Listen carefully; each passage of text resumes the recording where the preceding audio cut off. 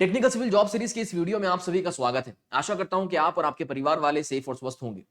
आज के इस वीडियो के अंदर हम वेबकोस्ट लिमिटेड द्वारा हाल ही में किए जाने वाले रिक्रूटमेंट फॉर सिविल इंजीनियर्स की बात करेंगे, इसलिए इस वीडियो को आखिर तक ध्यान से देखिएगा और अगर आपको ये वीडियो पसंद आए तो इसको लाइक और शेयर भी कर दीजिएगा। तो जैसे कि आप देख सकते हो आपके सामने वेबकोस्ट लिमिटेड की अपनी ऑफिशियल वेबसाइट ओपन है। अगर आप भी इसको ओपन करना चाहते हो तो इसकी लिंक आपको इस वीडियो के कमेंट सेक्शन के अंदर मिल जाएगी, या फिर आप अगर इसको गूगल से ओपन करना चाहते हो तो webcoast.co.in सर्च करके आप इसको ओपन कर सकते हो। लेकिन ध्यान रहे ये उनकी ऑफिशियल वेबसाइट ही होनी चाहिए, क्योंकि फेक और फ्रॉड भी काफी अवेलेबल हो सकती है, इसलिए इस मामले में आपको थोड़ी सी सावधानी बरतनी जरूरी है। तो आप जैसे कि देख सकते हो आपके सामने वेबकोस्ट लिमिटेड की अपनी ऑफिशियल वेबसाइट जिसका ऑफिशियल होम पेज ओपन है।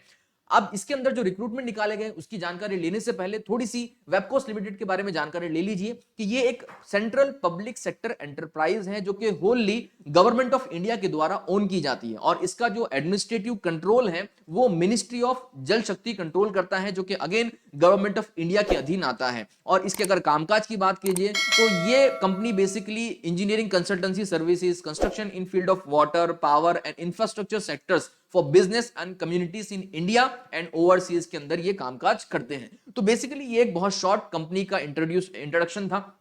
मैं चाहूंगा कि आप इस कंपनी के बारे में और भी जानकारी इन्हीं की वेबसाइट से लीजिएगा। यहां पर अबाउट अस का सेक्शन है, आप इसको थोड़ा सा रीड आउट कीजिएगा, इसके बारे में इसकी स्टडी कीजिएगा ताकि आपको इस कंपनी के बारे में बेसिक जानकारी पता चले। अब चलिए यहां पर बात करते हैं इनके रिक्रूटमेंट के बारे में। तो जैसे कि आप यहां ऊपर इस मेन्यू के अंदर देख सकते हो करियर का आपको ऑप्शन मिल रहा है, इस पर आपको क्लिक करना है। करियर के ऑप्शन पे क्लिक करते ही इनका जो वेबकोस्ट का ऑफिशियल करियर पेज है वो ओपन हो जाएगा आपके सामने। अब इस ऑफिशियल करियर पेज के अंदर आपको लिस्ट ऑफ एडवर्टीजमेंट के बारे में बताया गया है। जो जो एडवर्टीजमेंट यहां पर मौजूद है उसकी लिस्ट आपको यहां बताई गई है।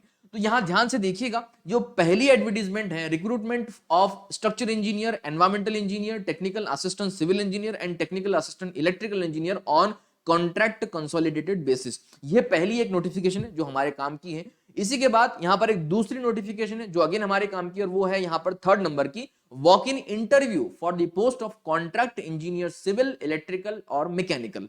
तो बेसिकली यहां पर ये दो ऐसी यूजफुल नोटिफिकेशंस हैं जो हम अभी देखेंगे और इसके अंदर जो जानकारी है उसकी बात करेंगे। लेकिन ध्यान दीजिएगा कि इस एडवर्टीजमेंट को पब्लिश किया गया था, पहली एडवर्टीजमेंट को 22/2/2023 को, और जो तीसरी नंबर की एडवर्टीजमेंट है उसको 20/2023 को पब्लिश किया गया है। और इसके अंदर जो आखिरी डेट है अप्लाई करने की पहली नोटिफिकेशन के अंदर वो 8/3/2023 है, और जो हमने थर्ड नंबर की नोटिफिकेशन देखी उसकी लास्ट डेट ऑफ एप्लीकेशन है 5/3/2023। तो ये फाइनल डेट थी, इसको आपको ध्यान रखना चाहिए। अब बात करते हैं इसकी डिटेल के बारे में। तो यहां डॉक्यूमेंट के कॉलम में आपको दो चीजें दे रखी, एक टर्म्स एंड कंडीशन और दूसरा सीवी फॉर्मेट। इसी तरह से यहां पर थर्ड नोटिफिकेशन के अंदर भी टर्म्स एंड कंडीशन और सीवी फॉर्मेट। आप जब भी इसमें अप्लाई करोगे तो इसमें जो सीवी फॉर्मेट दे रखा है आपको उस पर क्लिक करना है, इसको डाउनलोड करना है और इसी के फॉर्मेट में आपको जो है अपना डेटा फिलअप करके सीवी को सबमिट करवाना है। ठीक है, तो यही फॉर्मेट आपको जो है यूज करना पड़ेगा वाइल सबमिटिंग दी सीवी।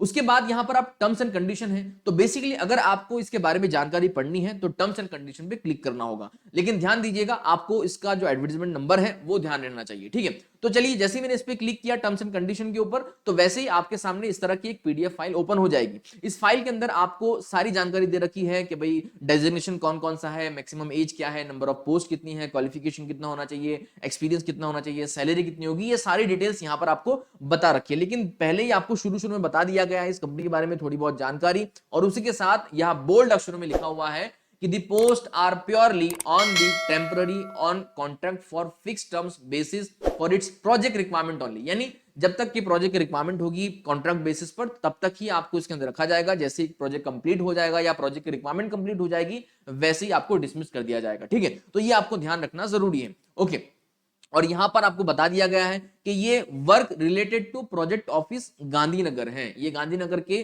लोकेशन में आपको बता दिया गया। अब चलिए इसके अंदर इस कॉलम इस पूरे टेबल के अंदर आपको बताया गया है कि सबसे पहली डेजिग्नेशन यहां पर स्ट्रक्चर इंजीनियर की है।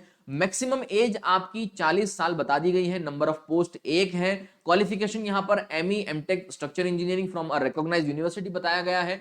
मिनिमम जो फील्ड एक्सपीरियंस है वो 5 साल का बता दिया गया है, और उसके बाद जो प्रपोज्ड सैलरी है वो आपकी 70,000 पर मंथ आपको बताई गई है एज पर दी एक्सपीरियंस। ये आपको स्ट्रक्चर इंजीनियर की बात बताई गई है। उसके बाद एनवायरमेंटल इंजीनियर के बारे में बताया गया है, टेक्निकल असिस्टेंट। अब ये देखिए 35 साल की मैक्सिमम एज बताई गई है टेक्निकल असिस्टेंट सिविल इंजीनियर के लिए, ठीक है। नंबर ऑफ पोस्ट यहाँ पर 2 अवेलेबल हैं। यहाँ पर आपको बता दिया क्वालिफिकेशन के अंदर कि diploma in civil engineering from a recognised university, यानी अगर आपने डिप्लोमा कर रखा है सिविल इंजीनियरिंग के अंदर तो आप यहाँ पर अप्लाई कर सकते हो। लेकिन यहाँ पर आपको एक्सपीरियंस का क्राइटेरिया है मिनिमम 5 साल का। और यहां पर आपको और भी बातें बताई गई है कि the civil diploma candidate should relevant experience in construction related activities, यानी कंस्ट्रक्शन रिलेटेड एक्टिविटीज आपका उसका थोड़ा बहुत एक्सपीरियंस आपको होना चाहिए 5 साल के एक्सपीरियंस के अंदर, ठीक है। आपको यहां पर जो सैलरी बताई गई है पर मंथ की वो 25,000 पर मंथ है, ये आपको नोट करनी चाहिए, ठीक है। उसके साथ यहां पर इलेक्ट्रिकल इंजीनियर के लिए ये उसकी जानकारी दे रखी है। तो बेसिकली ये पहली नोटिफिकेशन की जानकारी थी जिसके अंदर हमने अभी बात की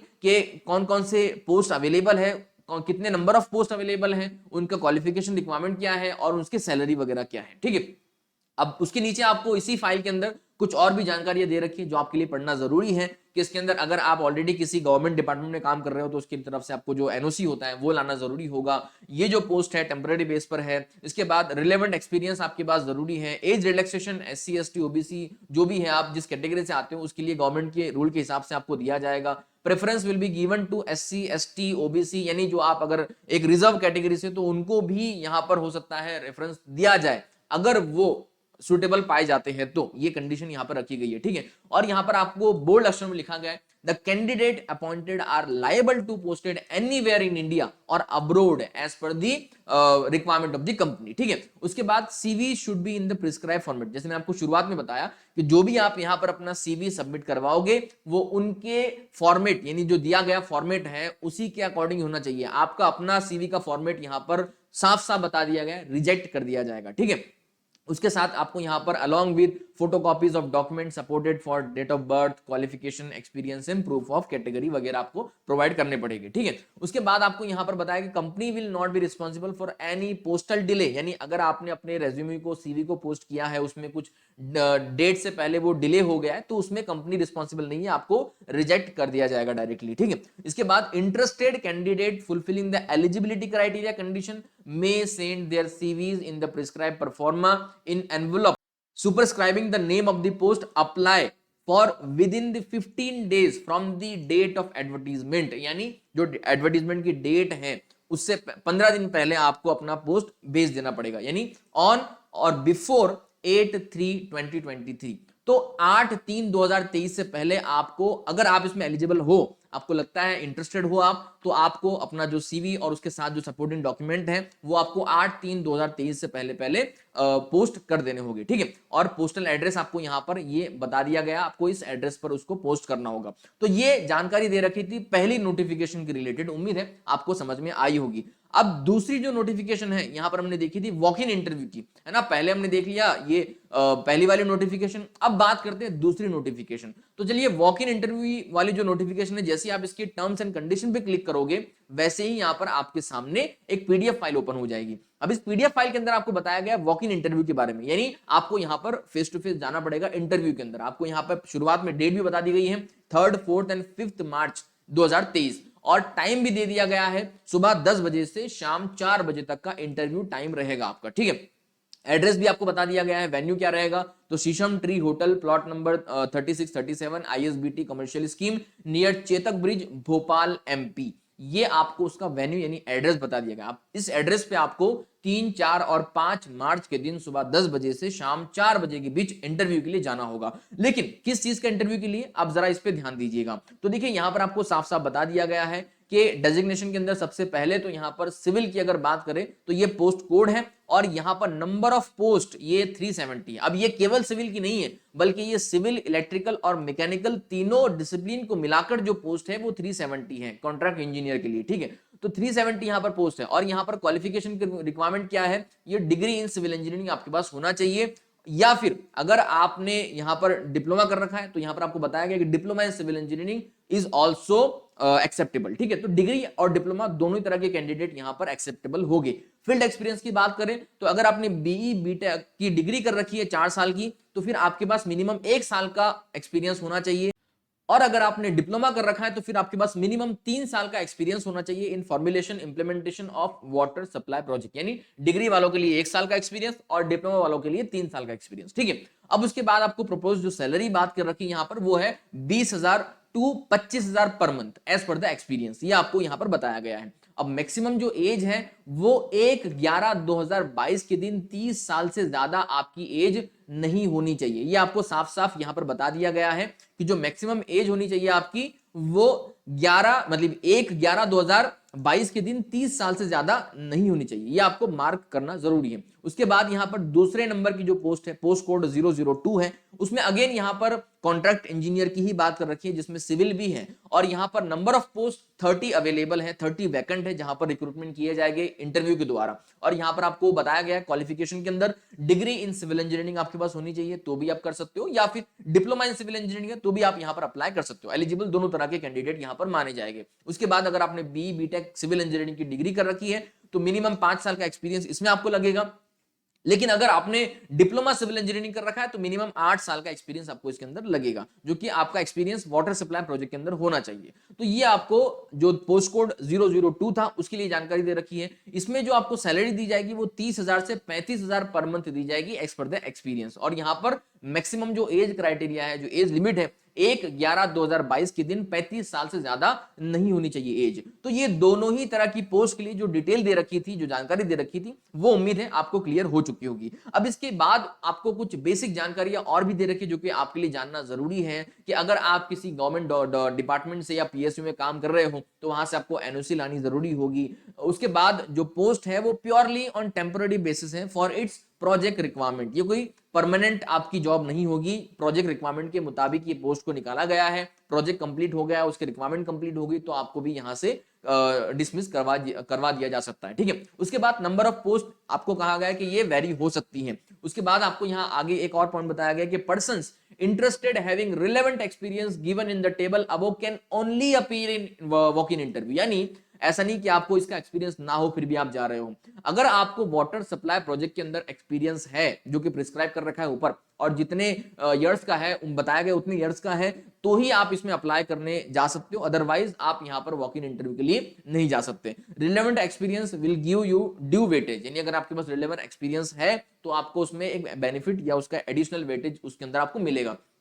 Preference will be given to SC, ST, OBC, PW, BMD candidate if otherwise found suitable. Before appearing for the interview, candidate must ensure that he or she fulfill the eligibility criteria and other norms mentioned in the advertisement। और यहां पर bold अक्षर में बताया गया है the place of posting shall be as per requirement of the project in Madhya Pradesh. यानी MP के अंदर जहां भी उनके प्रोजेक्ट चलेंगे, जहां पर भी आपकी जरूरत पड़ेगी वहां पर आपको पोस्ट किया जा सकता है। उसके बाद candidate appointed are liable to posted anywhere in India और abroad as per the company. उसके बाद original certificate are required to be bought along. यानी आप अगर इंटरव्यू के लिए जा रहे हो, ये इंपॉर्टेंट पॉइंट है, ध्यान से सुनिएगा, आप अगर वॉक इन इंटरव्यू के लिए जा रहे हो, एलिजिबल हो, इंटरेस्टेड हो, तो आपको साथ साथ में अपने जो ओरिजिनल सर्टिफिकेट्स हैं वो ले जाने पड़ेंगे और आपको बताना पड़ेगा वेरिफिकेशन पर्पस के लिए सिर्फ। ठीक है, उसके बाद आपको यहां पर बताया गया कि CVs should be submitted strictly in the prescribed pro forma. यानी जो आपको शुरुआत में मैंने बताया, जो परफॉर्मा उनकी तरफ से दिया गया है उसी के मुताबिक आपका सीवी आपको फिलअप करना है और वही सीवी आपको साथ में ले जाना है।